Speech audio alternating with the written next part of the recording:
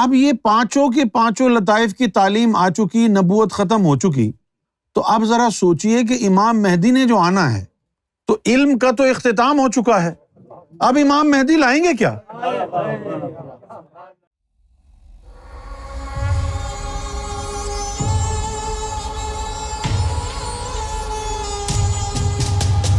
بیعت دو قسم کی ہے، بلکہ تین قسم کی بیعت ہے۔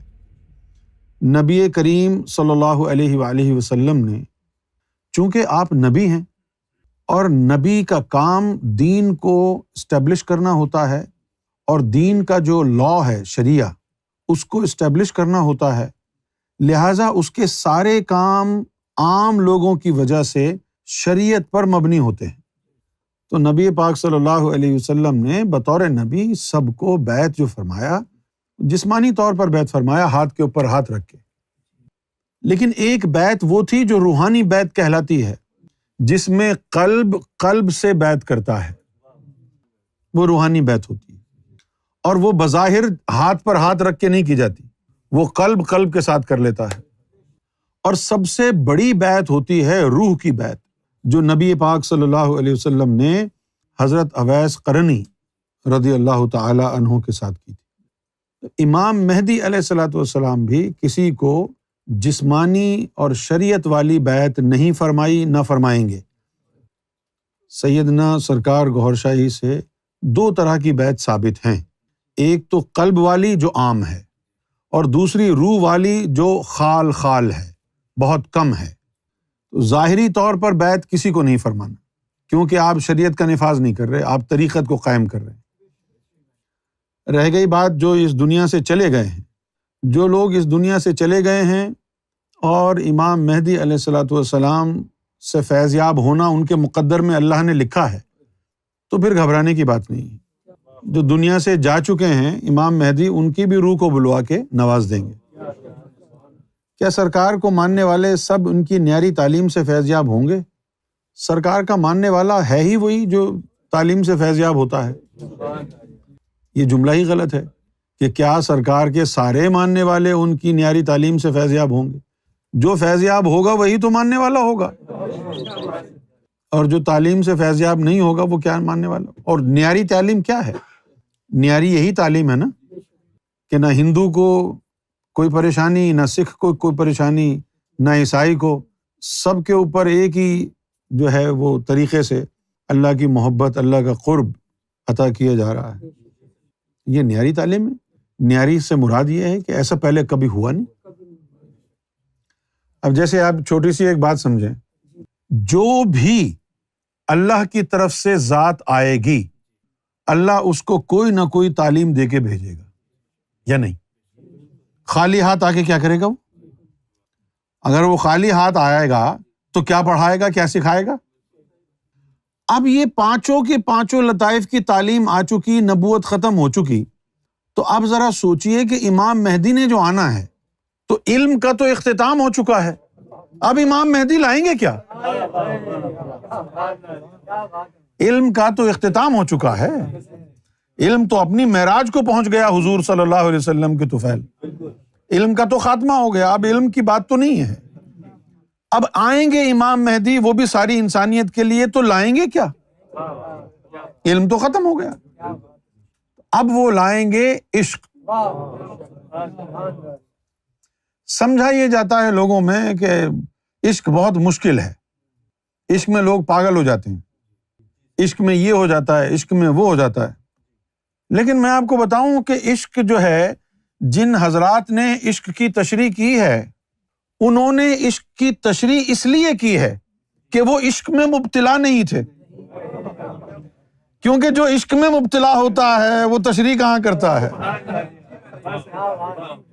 جیسے کہ مولانا روم نے کہا کہ عشق آمد عقل آوارہ شد، when love arrives the intellect departs۔ اور بائبل میں بھی لکھا ہے you cannot love and be wise۔ اچھا بھائی، اب اگر عشق آ گیا، عقل نہیں رہی، تو اب تشریح جو صاحب عشق کی فرما رہے ہیں تو وہ کون ہیں؟ وہ جھوٹے مکار صوفی ہیں جنہوں نے عشق کی تشریح فرمائی ہے کیونکہ جو عشق میں مبتلا ہے وہ عشق کی تشریح نہیں کرتا، اسے فرصت ہی نہیں ہے عشق سے۔ تو عشق نہ مشکل ہے نہ عشق آسان ہے، عشق عطا ہے۔ جب رب کسی کو اپنا عشق عطا کرتا ہے تو پھر کیا مشکل اور کیا آسان، یہ تو عطا ہے۔ تو سرکار گوہر شاہی عشق عطا کرنے کے لیے تشریف لائے۔ جیسے اب اگر یہ میگنیٹ ہے، لوہا اگر اس سے دور ہے تو خیر ہے، اب یہ جو میگنیٹ ہے تو اس کی ایک میگنیٹ فیلڈ بنے گی جس میں اس کے آئرن بارز جو ہے ایک فیلڈ بنا لیں گے۔ جس طرح ایک اب یہ جیسے بلب ہے، روشنی کہاں ہے؟ یہ بلب کے اندر ایک فلمنٹ جل رہا ہے اور اس کے جو الیکٹران، پروٹون، فوٹون ہیں وہ پھیل رہے ہیں۔ جہاں جہاں تک وہ پھیل رہے ہیں وہاں وہاں روشنی ہے، تو وہ اس کی روشنی کا دائرہ ہے۔ اسی طریقے سے اگر یہ ایک میگنیٹ ہے تو اس کی ایک فیلڈ ہوگی اور میگنیٹ میں سے آئرن بارز نکل رہے ہوں گے۔ یہ آئرن بار جو ہے پلاسٹک کے کنگے میں بھی ہوتے ہیں، جب ہم بال یوں کرتے ہیں نا تو یہ آئرن بار جو ہے اس میں بھی بن جاتے ہیں۔ تو یہ آئرن بارز ہوں گے، تو اس فیلڈ کے اندر اگر لوہا آ گیا تو وہ کھینچ لے گا۔ اگر اس فیلڈ سے باہر ہے تو یہ انجان ہے، who cares؟ یہ ہمارے دائرے میں نہیں، اور جو اس کے دائرے میں آ گیا اس کو۔ اسی بنیاد پر امام مہدی سیدنا گوہر شاہی نے ارشاد فرمایا کہ جس کے دل میں رائی برابر بھی نور کی چھوٹی سی کرن بھی ہوئی، امام مہدی نور کا گولا اس کو کھینچ لے گا۔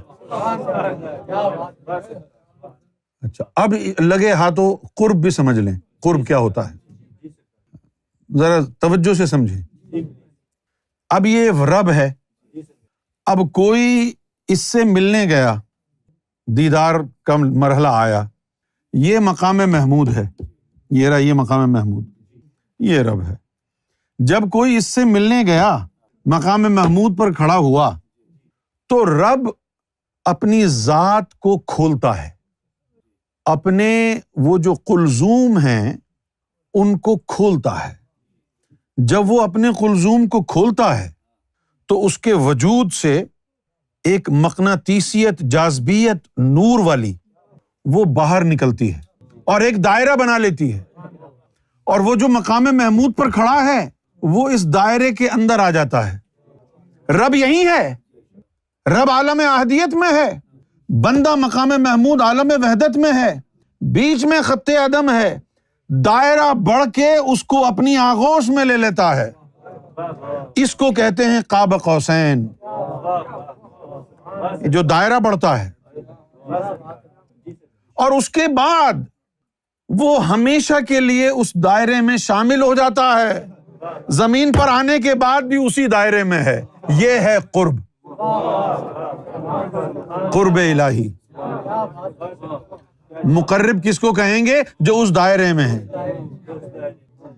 اہل گوہر جو کہلائے ہیں، اہل گوہر جو کہلائے، دائرہ گوہر میں آئے ہیں، دائرہ گوہر میں آئے، تیرے خود کے اپنے سراہے ہیں۔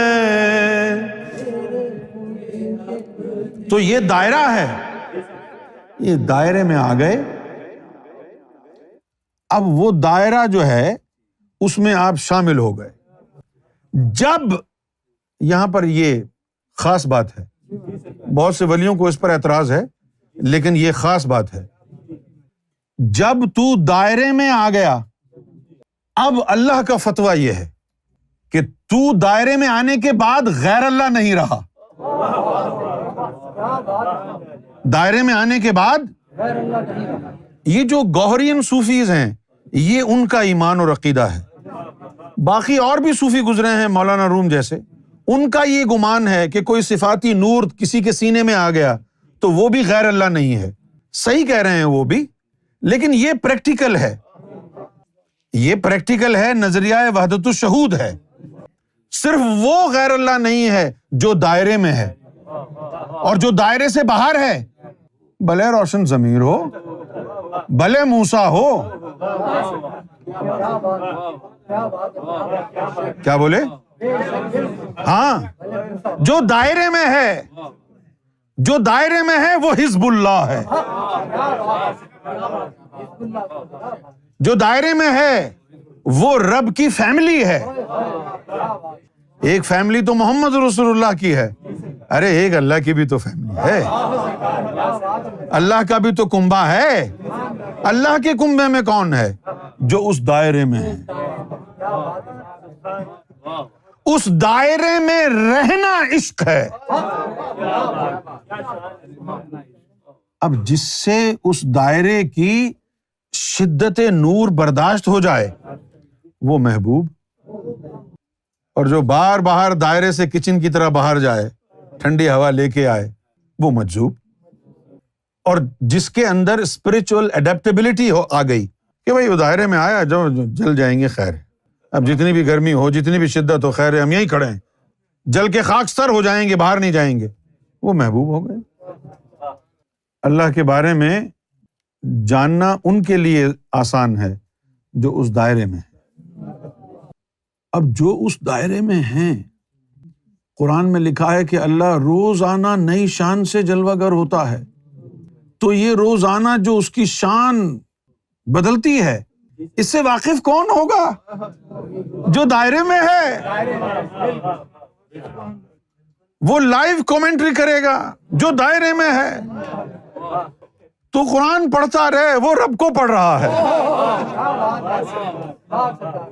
You study the book and he studies God۔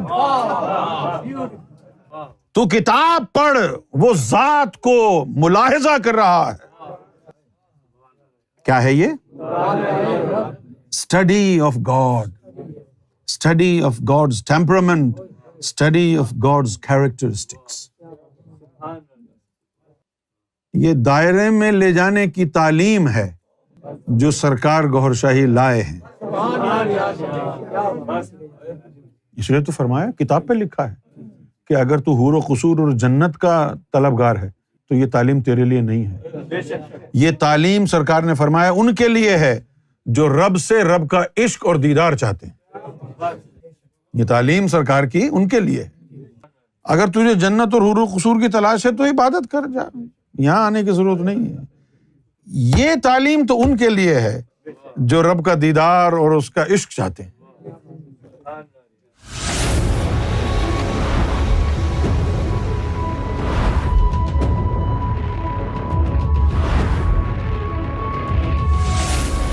Amra TV, the place to connect with God.